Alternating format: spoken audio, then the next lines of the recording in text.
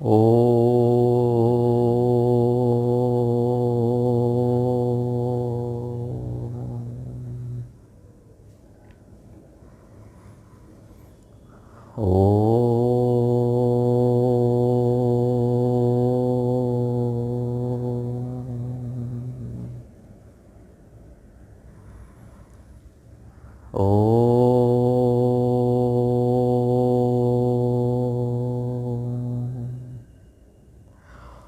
ॐ सहनाववतु सहनौ भुनक्तु सह वीर्यं करवावहै तेजस्विनावधीतमस्तु मा विद्विषावहै।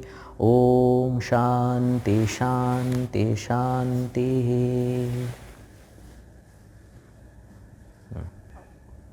12वें अध्याय में, 13वें अध्याय में, 16वें अध्याय में भगवान शौचम इस सद्गुण का उल्लेख करते हैं। शौचम क्या है? शुचिता, पवित्रता, स्वच्छता। अशौचम क्या है? गंदगी। तो शुचिता का भाव शौचम है। तो ये शुचिता 3 स्तर पे होती है। शारीरिक स्तर पे शौचम, भावना के स्तर पे शौचम या मन के स्तर पे शौचम, और तीसरा है बुद्धि के स्तर पे शौचम, शुचिता। बुद्धि के स्तर पे पवित्रता होती है, मन के स्तर पे या भाव के स्तर पे पवित्रता होती है, शरीर के स्तर पे पवित्रता होती है। शरीर के स्तर की पवित्रता बहिरंग है और भाव और बुद्धि के स्तर की पवित्रता अंतरंग शुद्धि है ना। तो अगर हम पूजा करते हैं तो पहले शरीर को शुद्ध करते हैं और फिर आचमनम करके अंतरंग को शुद्ध करते हैं। ये बहुत एक अच्छा एक क्या कहते हैं, विधि दिखती है, एक रिचुअल है कि जब सन्यासी कमंडलू लेकर के जाते हैं तो कुछ भी अशुचि का भाव आया तो इमीडिएटली आचमनम करते हैं, केशवाय स्वाहा, माधवाय स्वाहा, नारायण स्वाहा। तो एक प्रथा है अंतरंग शुचिता की, अंतरंग शुचिता को रखने की। भगवान का नाम लेने से शुचिता प्राप्त होती है ना। हाँ, तो पहला क्या है? शरीर के स्तर पे शुचिता का मतलब क्या है? शरीर और शरीर जहाँ पे रहता है उस परिसर को स्वच्छ रखना आज के समय में तो बहुत ज़रूरी हो गया है। शरीर की शुचिता तो बहुत इम्पोर्टेंट है। ज़्यादा एक्सप्लेन करने की ज़रूरत नहीं है उसको। शंकराचार्य जी लिखते हैं कि मिट्टी वगैरह राख से अपने शरीर को धोना, अभी साबुन से ले लेते। तो शरीर की शुचिता शरीर को स्वस्थ रखने में बहुत उपयोगी है। तो ये शौचम गुण, अगर मास्क भी पहनना है तो ये भी शुचिता में आ गया। स्वच्छ रखना मतलब शरीर को स्वच्छ रखना शुचिता नहीं है, शरीर को स्वस्थ रखना भी शुचिता है। तो जितने भी कोविड प्रोटोकॉल्स है वो सब बाह्य शुचि को लेकर के ही है ना, वो फॉलो करना। शरीर के स्तर पे शुचिता है ये, और साधक को इन सारी चीज़ों को सीरियसली लेना चाहिए। मतलब आध्यात्मिक साधक केवल कहने के बजाय आध्यात्मिक साधक मतलब मंदिर में जाना, जप करना, पूजा करना, बाकी के सारी दैवी संपत्तियों का संग्रह करना, ये काम है। पर फिर शरीर के स्तर पे भी व्यक्ति, आध्यात्मिक साधक सतर्क रहता है। क्या कहते हैं? एक रिस्पॉन्सिबल सिटीजन, एक रिस्पॉन्सिबल नागरिक होता है वो। तो शरीर के स्तर पे जो कुछ भी रूल्स एंड रेगुलेशन है उसको फॉलो करना भी शौचम में आता है।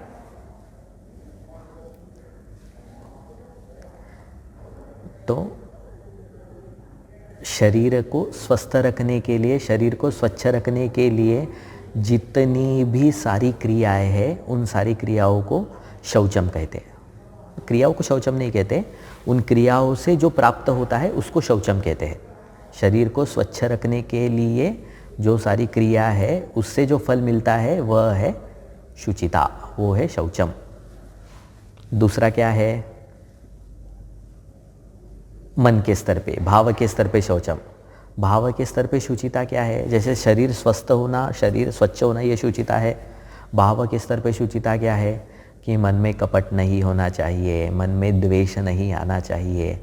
षट्रिपु जिसे कहते हैं, काम, क्रोध, लोभ, मोह, मद, मात्सर्य, ये सारी चीज़ें, ये सारे भाव मन की अशुचिता है। इन सारे भावों का अभाव मन की सुंदरता है, मन की स्वच्छता है। तो ये सारे भाव अभी जो हम दैवी संपत्ति देख रहे हैं उनसे तो नष्ट होते हैं। ये सारे जो रिपु है, शत्रु है। और एक है मन की शुचिता रखने का प्रतिपक्ष भावना। प्रतिपक्ष भावना क्या होती है? कि अगर मन में कोई ऐसा भाव जागृत हो रहा है जो सुंदर नहीं है, जो अशुचि है, तो उस भाव के प्रति, वह भाव जो है उसको पक्ष कहते हैं। उस भाव के प्रति मतलब उस भाव के उल्टा सोचना। मतलब अगर अंतःकरण में क्रोध आया है तो प्रतिपक्ष भावना क्या हुआ? कि पिछले बार क्रोध आया था और क्रोध में मैंने गलती से ये काम कर दिया, तो आज तक मैं उसका पश्चाताप कर रहा हूँ, आज तक मैं उसकी सज़ा भुगत रहा हूँ।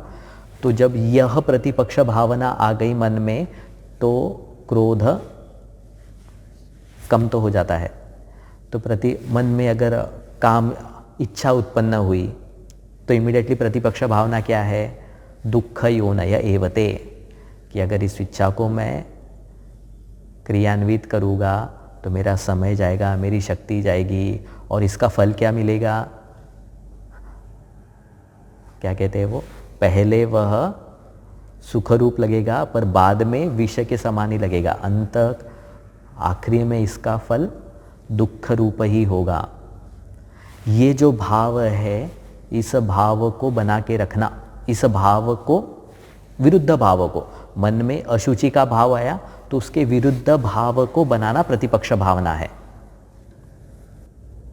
तो मन के स्तर पे शुचिता मतलब क्या है? एक तो सारे दैवी संपत्तियों को प्राप्त करने का प्रयत्न करना, और या फिर प्रतिपक्ष भावना रख सकते हैं। बुद्धि के स्तर पे शुचिता क्या है? ये बहुत इंपॉर्टेंट है। बुद्धि के स्तर पे शुद्धता क्या है, स्वच्छता क्या है? मान्यताओं का, या कहो मान्यताओं की शुचिता। मान्यता क्या होती है? भी बहुत इम्पॉर्टेंट पार्ट होता है किसी व्यक्तित्व का। व्यक्तित्व की कोई भी पर्सनालिटी है, उसका मूल क्या है? किसी भी पर्सनालिटी का कोर पार्ट क्या है? तो उसकी मान्यताएं। मान्यताएं क्या होती है? जो उसने वस्तु, व्यक्ति, परिस्थिति के प्रति निष्कर्ष निकाले हैं। मान्यता का मतलब क्या है? किसी वस्तु, व्यक्ति, परिस्थिति के प्रति उसने जो दृढ़ निश्चय करके रखे हैं उसको मान्यता कहते हैं। मतलब जैसे फॉर एग्जाम्पल ईश्वर, एक वस्तु है ईश्वर, तो ईश्वर के प्रति उसकी मान्यता क्या है? उसका दृढ़ निश्चय क्या है?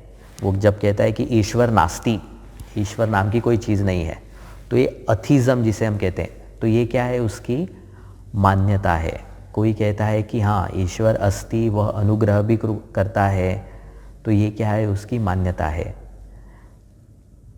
किसी परिस्थिति, कोई कहता है कि अगर किसी ने उसके साथ छल किया है तो हाँ, टिट फॉर टैट की मान्यता होती है कि मैं भी, फिर मुझे भी अधिकार है उसके साथ उसी तरह का व्यवहार करने का।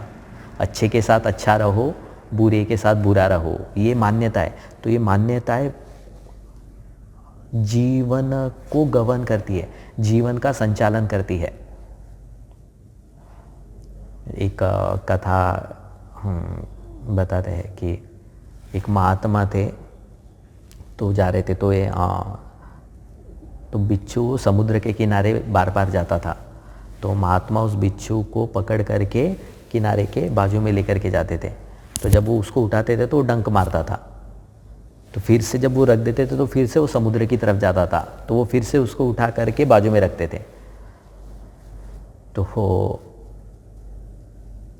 किसी ने कहा कि महाराज जी ये आप क्या कर रहे हैं, बार बार आपको डंक मार रहा है, तो आप ऐसा क्यों कर रहे हो? तो वो कहते हैं कि डंक मारना तो बिच्छू का स्वभाव है, मेरा काम है कि उसका रक्षण करना, उसको बचाना मेरा स्वभाव है।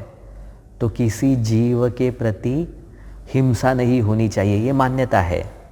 कर्तव्य निष्ठ व्यक्ति होना चाहिए, यह मान्यता है। किसी जीव का रक्षण करना चाहिए, अगर कोई दुख के परिस्थिति में है तो उसे मदद सहायता करनी चाहिए, मान्यता है। जैसे लोग कहते हैं ना, मैं अन्याय को अपनी आंखों के सामने नहीं देख सकता, ये क्या है? मान्यताएं है। ये मान्यताएं हमारे सारे कर्मों का संचालन करती है।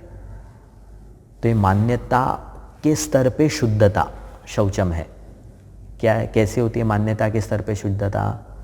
ये जो मान्यताएं है ये जब शास्त्र सम्मत होती है, यह मान्यताएं जब सत्संग में बनती है, टीवी देख करके, एक दूसरे किसी का सुन करके, ऐसा नहीं, किसी महात्मा को देख करके जब ऐसी ये मान्यताएं बनती है तो यह मान्यताएं शौचम है। ये मान्यताएं बहुत इम्पॉर्टेंट है और ये मान्यताएं शास्त्र सम्मत होना चाहिए। जैसे एक मान्यता है कि भगवान ने जीवन जगत किसके लिए बनाया है? भोग के लिए बनाया है। तो क्या करो? एंजॉय, खाओ पियो मजा करो। अभी वही व्यक्ति जब सत्संग में जाता है तो मान्यता बनती है कि हाँ, ये ही संस्पर्शजा भोगा दुख योनय एवते।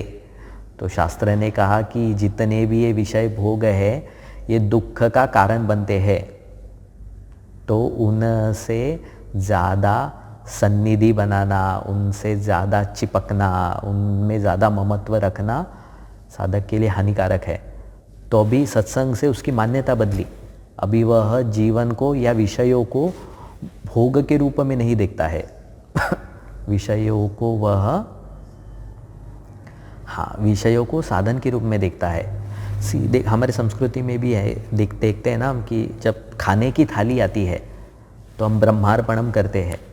तो जब सामने खाना है तो उसे हम भोग नहीं कह रहे हैं, हम उसको भोग की दृष्टि से नहीं देखते हैं, हम उसको यज्ञ की दृष्टि से देखते हैं कि यह सामग्री है जो यज्ञ करने के लिए साधन है।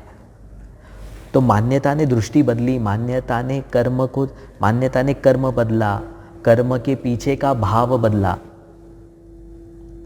ये मान्यताएं शुद्ध होती है केवल सत्संग में, शास्त्र को पढ़ करके, महात्माओं के चरित्रों को देख करके जब व्यक्ति मान्यता बनाता है तो वह बुद्धि के स्तर का शौचम है। तो शरीर के स्तर का शौचम, शरीर की शुद्धता, शरीर की स्वस्थ रखने के लिए शरीर की स्वस्थता। मन के स्तर का शौचम है दैवी संपत्ति, और बुद्धि के स्तर का शौचम है मान्यताओं की शुद्धि। ओम पूर्णमदः पूर्णमिदं पूर्णात् पूर्णमुदच्यते पूर्णस्य पूर्णमादाय पूर्णमेवावशिष्यते। ओम शांति शांति शांति। हरि ओम। श्री गुरुभ्यो नमः। हरि ओम।